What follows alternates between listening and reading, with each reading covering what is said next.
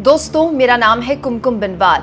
देश की 70% सीटों, जी हाँ, लगभग 70% सीटों पर इलेक्शन लॉक हो चुका है। आप कह सकते हैं कि किसकी जीत होगी, किसकी हार होगी, किसकी सरकार बनेगी और किसकी सरकार नहीं बनेगी या किसकी सरकार जाएगी, कि लगभग चौथे चरण के मतदान के बाद तय हो चुका है।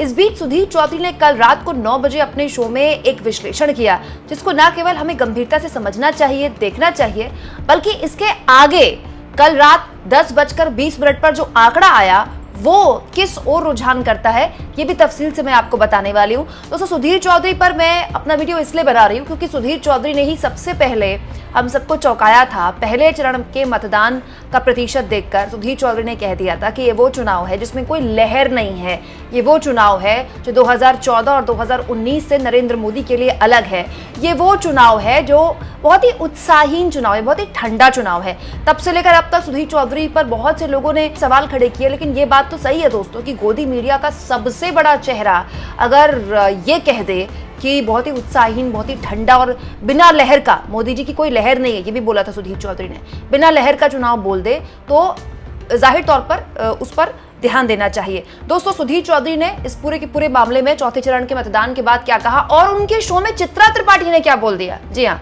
चित्रा त्रिपाठी को लेकर भी मैं आपको बताने वाली हूँ कि कल उन्होंने अपने शो में चित्रा त्रिपाठी को भी जोड़ा था। हालांकि चित्रा त्रिपाठी बनारस में थी, बनारस में कल वोटिंग नहीं हुई, लेकिन पीएम मोदी का रोड शो था।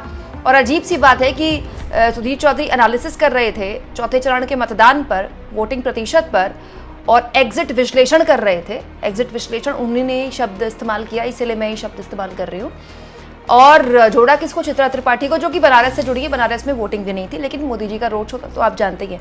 खैर, ये सब कुछ मैं आगे आपको बताऊंगी कि सुधीर चौधरी ने क्या एनालिसिस किया और उससे क्या हम समझ सकते हैं। लेकिन सबसे पहले 10:20 पर जो मतदान प्रतिशत आया है फाइनल, वो मैं आपको बता देती हूँ। वरिष्ठ पत्रकार प्रेम कुमार ने ये शेयर किया है। उन्होंने कहा है, चौंका रहे हैं 2.25 घंटे में वोट प्रतिशत के बदले आंकड़े, रात भर अपडेट होते रहे ये आंकड़े। इसके अलावा दोस्तों, प्रेम कुमार ने लिखा कि रणनीतिक महत्व वाले राज्य में ही आ रहा है उछाल। 2019 के मुकाबले अब भी जो वोटिंग हुई है वो कम हुई है। इस रात को 10:20 पर जो वोटिंग प्रतिशत है, इसमें जो महत्वपूर्ण बातें हैं जिसको गौर किया जा सकता है, वरिष्ठ पत्रकार प्रेम कुमार जो लिख रहे हैं, वो ये है कि महाराष्ट्र में 6% से ज्यादा वोटिंग बढ़ गई रात को 10:20 पर।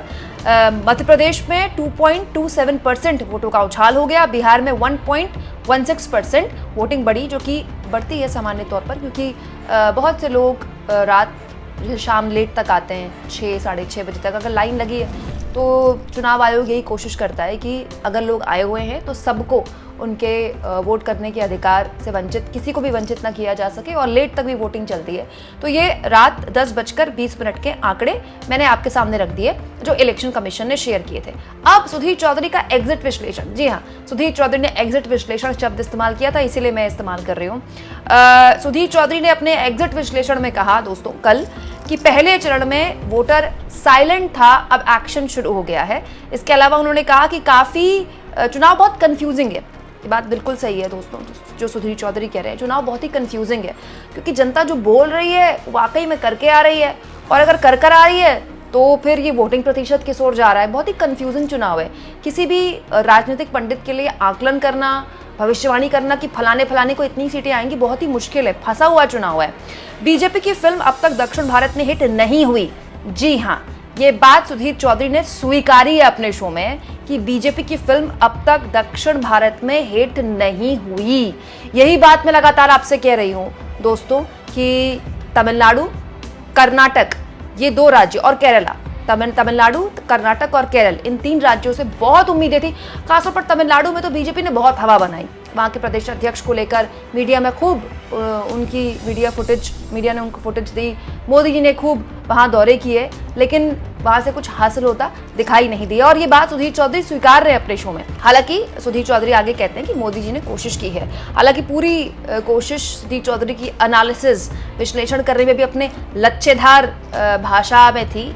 इस फिल्म का ये क्लाइमेक्स, इस फिल्म का ये ट्रेलर, दक्षिण में बीजेपी की विषय की भविष्यवाणी लेकिन नहीं की सुधीर चौधरी ने। वो समझ रहे हैं जो बात लगातार हम जैसे पत्रकार कह रहे हैं, दक्षिण के पत्रकार भी कह रहे हैं कि ये बेमतलब की हवा बनाई गई है, वो हवा वहाँ पर जाती नहीं दिखी। और कल जो चौथे चरण के मतदान के बाद मैंने भी बहुत से लोगों से बात की दोस्तों, जो जोर आजमाइश आंध्र प्रदेश को लेकर, जो जोर आजमाइश तेलंगाना को लेकर बनाई गई थी, वो ऐसा लगता नहीं कि वहाँ कोई बहुत बड़ी सफलता बीजेपी को मिलेगी। खास तौर पर तेलंगाना को लेकर तो ये भी कहा जा रहा है दोस्तों कि कांग्रेस वहां डबल डिजिट पर सीटें ले सकती है। तेलंगाना वो राज्य है जहां कांग्रेस की एक जमाने में जमी हुआ करती थी, लेकिन कांग्रेस ने वो जमी खो दी। लेकिन तेलंगाना से बहुत ज़्यादा उम्मीदें कांग्रेस को हैं और रेवंत रेड्डी की जो अगर कोशिश रंग लाई तो 10 से 12 सीटों का एक बल्क कांग्रेस को तेलंगाना से मिल सकता है। और अगर ऐसा हो गया तो कांग्रेस के लिए एक विन विन सिचुएशन तेलंगाना से निकल कर आएगी, क्योंकि इससे पहले कर्नाटक से भी कांग्रेस के लिए अच्छी खबर आती दिख रही है, कम से कम अब तक वोटिंग के आंकड़ों में।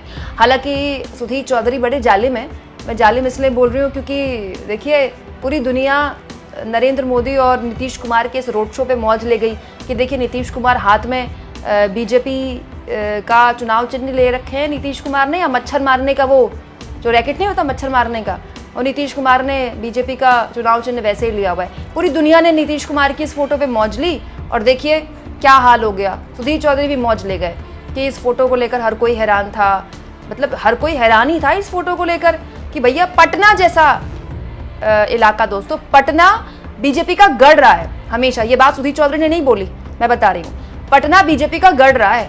पटना में मोदी जी को, प्रधानमंत्री को और मुख्यमंत्री को सड़क पर उतरना पड़ रहा है, रोड शो करना पड़ रहा है। ये तेजस्वी यादव की बहुत बड़ी जीत है। इसके अलावा दोस्तों चित्रा त्रिपाठी की एक बात सुनकर मुझे बड़ी हंसी आई। चित्रा त्रिपाठी चौथे चरण के मतदान के एनालिसिस में अचानक से उनको जोड़ लिया गया क्योंकि स्टार एंकर हैं, मोदी जी बनारस में थे, रोड शो कर रहे थे। तो चित्रा त्रिपाठी ने ये कह दिया अपने एनालिसिस में कि मैं यहाँ पर आई हूँ और छठा देखने लायक थी, क्या गजब का माहौल था, मोदी जी को देखने के लिए बनारस की जनता एकदम प्रफुल्लित थी और यहाँ पर मोदी जी को लेकर एक मोदी जी को लोग भगवान की तरह देखते हैं। ये शब्द बोले हैं चित्रा त्रिपाठी ने, कुछ इस तरह के शब्द बोले, मतलब भगवान शब्द का इस्तेमाल किया था चित्रा त्रिपाठी ने, क्योंकि लोग कहते हैं कि मोदी जी ने राम मंदिर बनवा दिया, ये चित्रा त्रिपाठी ने कहा। और ये केवल चित्रा त्रिपाठी ने नहीं कहा, कल रूबिका लियाकत और अमन चोपड़ा सारे लोग बनारस ही पहुंचे हुए थे।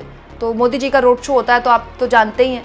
हैरानी इस बात की है दोस्तों, कल शाम मतदान हो रहा था, मोदी जी रोड शो कर रहे थे और वो रोड शो टीवी पर दिखाया जा रहा था। कल सुबह मतदान हो रहा था एक तरफ लगातार, और मोदी जी के बैक टू बैक 3 चैनल्स में इंटरव्यू चल रहे थे, वो भी लूप में। अमित शाह के इंटरव्यू चल रहे थे प्राइम, सुबह 11:20 के आसपास अंजना ओम कश्यप अमित शाह का इंटरव्यू कर रही थी दोस्तों। न्यूज़ 18 को मोदी जी ने इंटरव्यू दिया, अमीश देवगन ने उनका इंटरव्यू लिया था। इसके अलावा इंडिया टीवी को मोदी जी ने इंटरव्यू दिया कल सुबह, और इसके अलावा आज तक ने भी मोदी जी का इंटरव्यू लिया। और ये सारे इंटरव्यू सुबह चल रहे थे, पीक में जब वोटिंग हो रही थी, और पीक में जब शाम को वोटिंग होती है तो मोदी जी का रोड शो चल रहा था। खैर मोदी मीडिया अपने काम पे लगाए, लेकिन हम अपने काम पर लगते हैं दोस्तों। चौथे चरण के मतदान के रात में जब मतदान खत्म हो गया, मैंने बहुत से लोगों से बात की, बहुत से जानकारों की बातें सुनी, उनका एनालिसिस सुना, जिससे कुल मिलाकर जो बात निकल कर आई है उत्तर प्रदेश से दोस्तों, वो बीजेपी को परेशान करने वाली है कि चौथे चरण में जिस उत्तर प्रदेश के लिए सील लॉक बताई जा रही थी आज से 3 महीने पहले, बस ये दावा हो रहा था कि यूपी में अपना पिछला प्रदर्शन कितना बड़े स्तर पर दोहरा पाती है, क्या क्लीन स्वीप कर लेती है बीजेपी। चौथे चरण में हमने उत्तर प्रदेश में देखा कि उत्तर प्रदेश की लगभग हर सीट में फाइट तो कम से कम देखने को मिली, मतलब कोई वॉकओवर किसी सीट पर नहीं देखने को मिला उत्तर प्रदेश में कल चौथे चरण में। और ये इंडिया गठबंधन की सबसे बड़ी जीत है। ये वो राज्य है जहां से बीजेपी इत्मीनान में थी। इसके अलावा मैंने जो जानकारों से बात की दोस्तों, वो ये भी कहते हैं कि राम मंदिर की कोई ऐसी दिखती हुई लहर नहीं है। हो सकता है राम मंदिर लोगों के लिए मुद्दा हो और उस पर वोट कर रहे हो लोग, लेकिन मुखर नहीं थे राम मंदिर को लेकर। मतलब राम मंदिर की ऐसी कोई लहर नहीं जिस पर सवार होकर एक बड़ा चंक वोट देने जा रहा हो, कम से कम ऐसा दिखा नहीं। बहुत से लोगों ने ये भी बताया। एक और चीज जो इंडिया गठबंधन के लिए जीत के तौर पर उभर रही है, ओबीसी इस बार बिखरा हुआ नहीं है। अखिलेश यादव ने शाक्य, निषाद जैसी जातियों को अपने साथ जोड़ा है, कैंडिडेट्स मैदान में उतारे हैं और उसका जमीन पर असर दिख रहा है। उस लेवल पर ओबीसी नहीं बिखरा है जो इससे पहले के चुनाव में बिखरा हुआ दिखाई देता है। मुस्लिम मतदाता बहुत शांत है, बहुत सोच समझ कर वोट कर रहा है। वो समझ रहा है कि कौन सा कैंडिडेट वोट बांटने के लिए उतारा गया है, वो समझ रहा है कि कौन सा कैंडिडेट इंडिया गठबंधन को कमज़ोर करने के लिए उतारा गया है, तो मुस्लिम मतदाता बहुत ही शांत और बहुत ही समझदारी से वोट कर रहा है यूपी के अंदर। इसके अलावा दोस्तों एक सेक्शन में संविधान को लेकर जो भी चिंताएं पैदा हुई, बीजेपी के कई नेताओं ने संविधान को लेकर जो बयान दिए, दलितों का एक सेक्शन है, पिछड़ों का एक सेक्शन है जिसके अंदर ये घबराहट, ये छटपटाहट है। अब वो कितना बड़ा सेक्शन है, वो कितने बड़े स्तर पर वोट करेगा, ये इस पर विवेचना की जा सकती है, लेकिन हाँ ये मुद्दा भी है। तो कुल जमा बात यह है दोस्तों कि सुधीर चौधरी, चित्रा त्रिपाठी, अमन चोपड़ा या फिर रूबिका लियाकत जैसे कितने भी लोग मोदी जी के लिए कितना भी माहौल बनाए, सच्चाई यह है कि चौथे चरण का मतदान अब तक हर किसी के लिए कंफ्यूजन पैदा कर रहा है। चाहे वो सुधीर चौधरी जैसे लोग हैं, वो भी कह रहे हैं कंफ्यूज्ड है, हमारे जैसे लोग हैं, हम भी कह रहे हैं कि कुछ समझ नहीं आ रहा। यही इंडिया गठबंधन की सबसे बड़ी जीत है, जिसने 3 महीने पहले तक लगभग लॉक चुनाव को कांटे की टक्कर वाला बना दिया। आप इस मुद्दे पर क्या सोचते हैं दोस्तों? कमेंट बॉक्स में जरूर लिखें और जितना हो सके चैनल को शेयर करें, सब्सक्राइब करें और थैंक्स और ज्वाइन के ऑप्शन से अगर आप चाहें तो कुछ आर्थिक मदद भी चैनल की कर सकते हैं।